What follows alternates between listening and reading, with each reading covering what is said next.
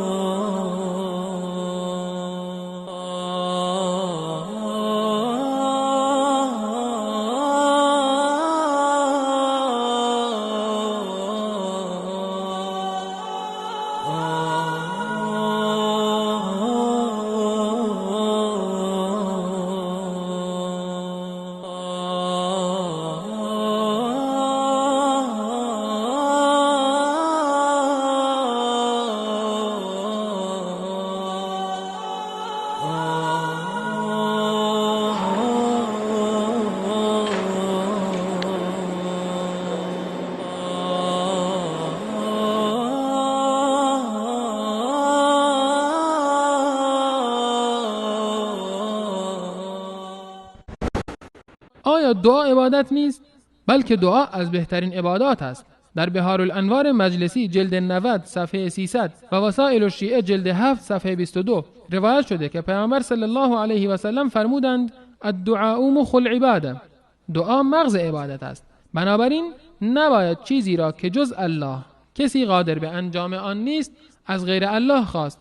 ولی ما می‌بینیم که شیعیان این عبادت را به غیر الله اختصاص می‌دهند. به این کلیپ توجه بفرمایید.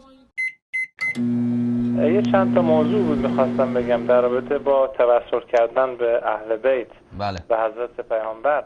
از بزرگتون شما که من خواهش دارم از ایشون که دعای توسل رو ایشون یه بار بخونن ببینن که ما میگیم که یا وجیها عند الله اشفع لنا عند الله، ای که آبرومندی در نزد خدا شفاعت کن ما را نزد خدا. ما اینا رو گذاشتیم که برامون پیش از خدا طلب کنند. من چه رویی دارم به خدا بگم کار من انجام بده؟ مثلا هم از شفاعت میکنن هم خودشان انجام میدن. عزیز من از خود ابوالفضل میخوام، من از خود ابوالفضل میخوام که مریضی مرا شفا بده. من از خود حضرت ابوالفضل علیه السلام میخوام که من پول بده، مال دنیا بده، زندگی من برکت بده، طول عمر بده. از خودش هم میخوام. عطا اینها عین عطای خدا هست، چه از اینها بخوایی چه از خدا. به سخنان این مداح شیعه گوش دهید. آیا این امام پرستی نیست؟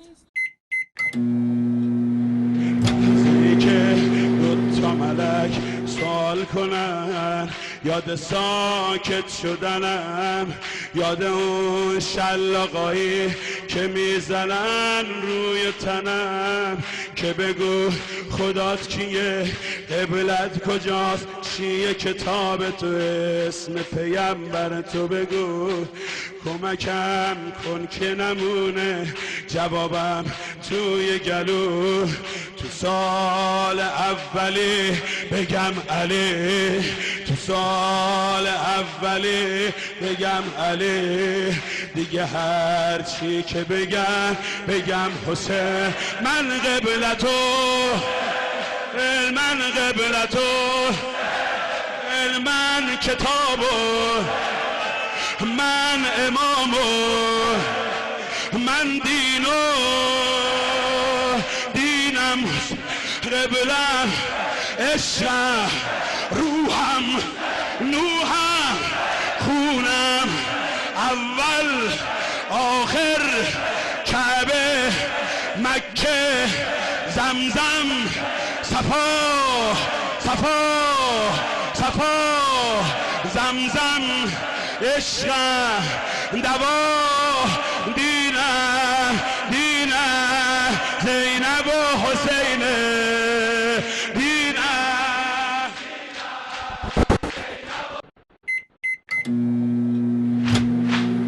تمام آیه قرآن همین است،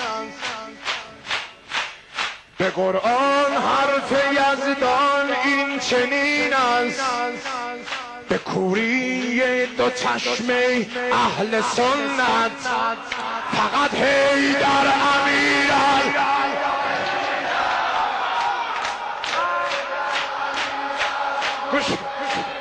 شنیدم از لب ساغر، شنیدم از لب ساغر، شنیدم از سر منبر که گفتن بهر سرمستی توکل تو علی. حالا دست قشنگ بیارد.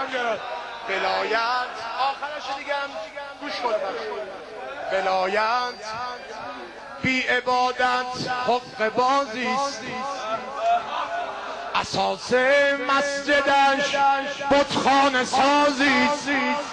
چرا سنی نمیخواهد بداند وضوی بی ولایت آب بازیست؟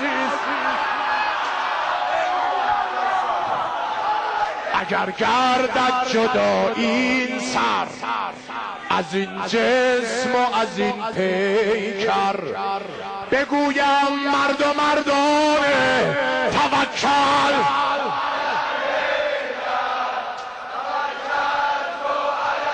بگو الله اکبر جونم قربون حیدر.